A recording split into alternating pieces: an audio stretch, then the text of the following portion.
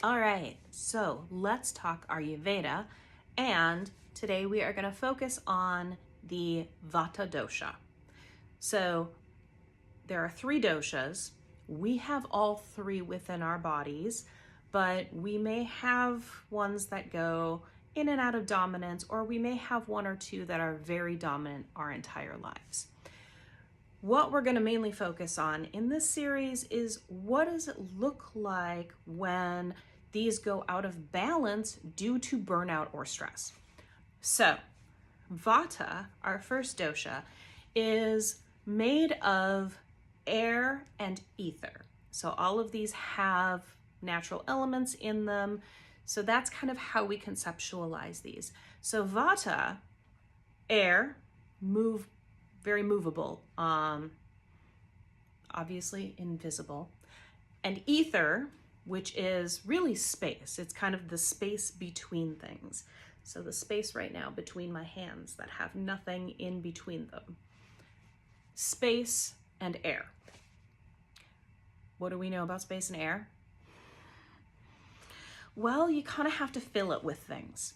So the nature of Vata is often very creative, very movable. The mind will move quickly and come up with new ideas. People who are Vata dominant tend to move around a lot. They don't sit still. What does that mean for if we have a Vata dominance that goes out of balance with burnout or extreme stress? Well, Vata burnout is going to look a lot like flighty, spacey. if you can picture who might be described that way, somebody who is racing around but not getting anything done. The thoughts are moving. There's lots of thoughts, but they're very unfocused. You're not really picking one thing and working on it, and it's kind of like, I got to do this, wait, and I've got to do that, and now I'm all overwhelmed and I don't even know where to start, and because I've got to do everything, and so this also looks a lot like irregular moods. I'm happy, I'm sad, I'm all over the place, I'm mad, or anxiety.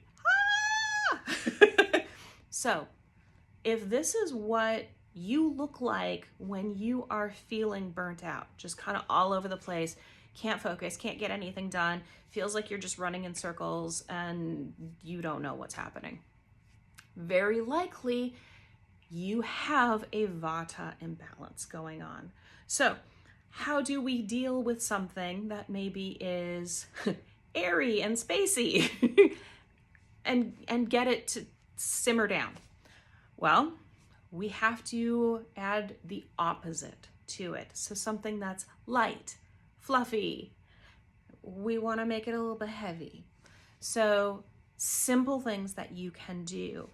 Find ways to kind of ground yourself. And when I say ground yourself, I mean like it can be as simple as laying down on the floor. Get as many points of contact with your body to the ground as you can. And in fact, one of the best ways to kind of slow down the frantic moving and focus the mind is to lay on your stomach, arms by your sides, legs outstretched, or you can put your hands and place your head on your hands. And then just breathe for the count of 4 in and exhale for 4. Inhale for 4, exhale for 4. You're creating an even breath, which helps bring in some rhythm to contain that irregularity.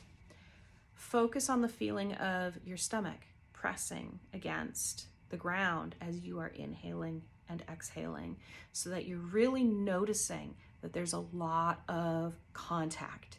You feel heavy on the ground. You're really bringing that kind of effusive energy that's all over the place down. So you're just grounding, you're breathing, creating rhythm, creating containment. This is all ways that we can very quickly and easily slow down. And that's what Vata needs when it's racing around. It just needs to slow down and focus. And after doing this for a little bit, where you're focusing on the breathing, you're focusing on the contact on the ground, you're creating some rhythm, you may be able to get up and notice that you feel a lot more centered and ready to actually accomplish the next thing on your list instead of just feeling overwhelmed by all of it. Give it a try. Tell me how it goes.